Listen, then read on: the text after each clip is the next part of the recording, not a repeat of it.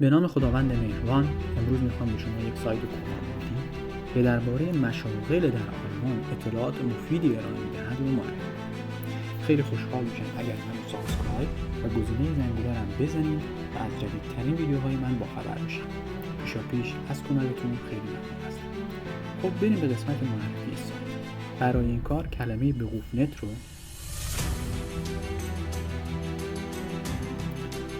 در صفحه جفتی دیگرتون تایپ کنید. سپس وارد سایت اگنتور فور آربایت صفحه بقوفنت بشید. قسمت رو کلیک می‌کنید روش. در قسمت سرچ اسم شغل مورد نظرتون رو تایپ می‌کنید و وارد صفحه شغل میشید. در هر تب از اون صفحه مورد نظرتون شما اطلاعات مفیدی درباره اون شغل در آلمان به دست میارید. در این ویدیو من میخوام فقط قسمت درآمد این شغل رو بررسی کنم. مثلا تایپ میکنیم فاخ رانکین شوستر که میشه پرستار متخصص و یک وایتل بیلدینگ هستش. تو قسمت منو، تو قسمت اولش که در مورد این وایتل بیلدینگ اطلاعاتی میده که میتونید تو گوگل ترنسلیت بزنید به زبان خودتون ترجمهش کنید. ولی ما میخوایم بریم تو قسمت درآمد این شغل. در قسمت منو قسمت آربایتسمارک رو کلیک میکنید و باید وارد قسمت فرکانس میشید.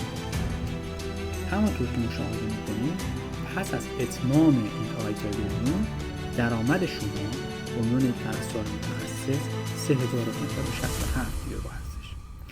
مطابق با افزایش تجربتون و هر سال که بیشتر کار میکنین درآمد شما افزایش پیدا میکنه و تا 4775 یورو هم میرسه.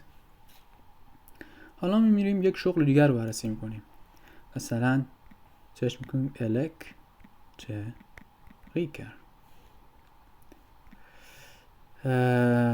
میخوایم ببینیم که یک برقکار چقدر درآمد داره.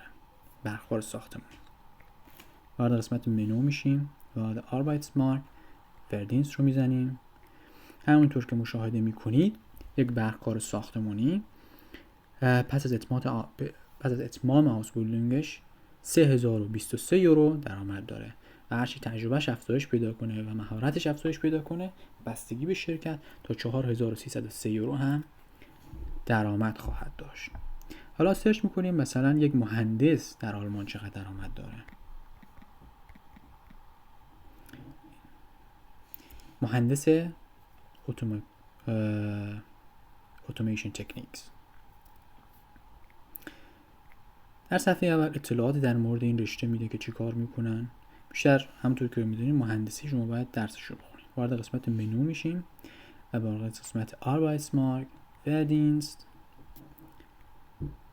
و میبینین که یک مهندس پس از اتمام تحصیلاتش وارد کار شدن 4958 یورو درآمد داره و میزان درآمدش با افزایش تجربهش و مهارتش به بیش از 7100 یورو هم میرسه. توجه داشته باشید که همه این درآمدها با مالیات هستش و شما میتونید از طریق بعضی نرم افزارها و سایت‌های معتبر درآمد نتو یا بدون مالیات خودتون رو هم حساب کنید که در ویدیوی دیگری دربارش صحبت می‌کنم.